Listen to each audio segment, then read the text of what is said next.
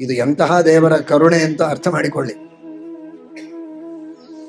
ನಿಮ್ದೆಲ್ಲ ಮನೆಯಲ್ಲಿರೋ ವಸ್ತುಗಳನ್ನೆಲ್ಲ ಕದ್ದು ನಿಮ್ ಜೊತೆಗೆ ಜಗಳಾಡಿ ಬೈದು ಏನೇನೋ ಮಾಡಿ ನಿಮ್ಮನೆ ಅನ್ನನೇ ಊಟ ಮಾಡಿ ನೀವು ಹೇಳಿದ್ದು ಯಾವುದೂ ಕೇಳದೆ ನಿಮ್ಮನ್ನು ವಿರೋಧ ಮಾಡಿದಂತಹ ಒಬ್ಬ ಮನುಷ್ಯ, ಆಳ ಮನುಷ್ಯ, ಕೆಲಸದವನು.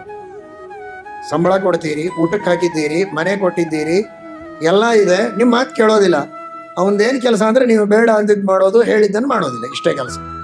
ಹಾಗಿದ್ರೆ ಅವನನ್ನು ನಿಮ್ಮ ಮನೆಯಲ್ಲಿ ಇಟ್ಕೊಳ್ತೀರಾ, ಮುಂದುವರಿಸ್ತೀರಾ? ಹೋಗಾಚೆ ಅಂತ ಕಳಿಸ್ತೀರ. ಸಂಬಳ ಕೊಡೋದು ದೂರ ಉಳಿತು, ಚೆನ್ನಾಗಿ ಪೆಟ್ಟು ಕೊಟ್ಟು ಕಳಿಸ್ತೀಯ. ಇಲ್ಲ, ನಾನು ನಿಮ್ಮ ಹೆಸರು ತಗೊಳ್ತೇನೆ, ನಾನು ಮಾಡಿದ ತಪ್ಪೆಲ್ಲ ಕ್ಷಮೆ ಮಾಡಿಬಿಡಿದ್ರೆ ನನ್ನ ಹೆಸರು ತಗೊಳ್ಳೋದಕ್ಕೆ ನೀನು ಲಾಯ್ಕಲ್ಲ, ಹೋಗಿ ಮೊದಲ ಆಚೆ ಅಂತ ಬೈತೀರ.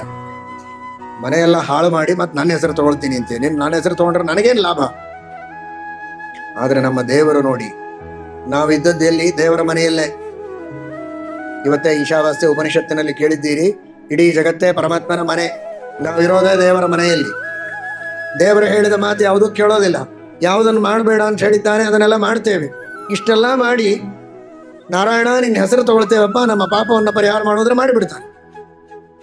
ಇಷ್ಟು ತಪ್ಪು ಮಾಡಿದರೂ ಆ ಭಗವಂತ ಎಷ್ಟು ದಯೆ ಮಾಡ್ತಾನೆ. ಇದೇ ಅತಿ ಸೋಜಿಗ ಅಂತ, ಇದೇ ಆಶ್ಚರ್ಯ. ಎಷ್ಟು ದಯ ಮಾಡಿದೆ, ಅತಿ ಸೋಜಿಗ ಅಂತ ದಾಸರಂತಾರೆ. ಆ ಭಗವಂತ ಮಾಡುವ ದಯೆ ಅಷ್ಟು ದೊಡ್ಡದು. ನಾವು ಮಾಡುವ ತಪ್ಪುಗಳನ್ನು ಮನ್ನಿಸ್ತಾನೆ ಪರಮಾತ್ಮ.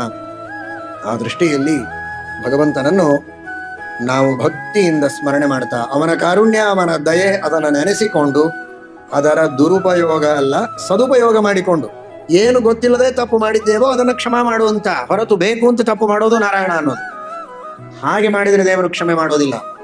ಏನೋ ಇಷ್ಟು ದಿವಸ ಗೊತ್ತಿಲ್ಲದೆ ತಪ್ಪಾಗಿದೆ, ಅದನ್ನು ಕ್ಷಮೆ ಮಾಡು, ಇನ್ನು ಮುಂದೆ ನಮ್ಮಿಂದ ತಪ್ಪು ಮಾಡಿಸಬೇಡ ಅಂತ ಭಗವಂತನಲ್ಲಿ ನಾವು ಪ್ರಾರ್ಥನೆಯನ್ನು ಮಾಡಬೇಕು. ನಾರಾಯಣನ ನೆನೆ ಮನವೇ ನಾರಾಯಣನ ನೆನೆ.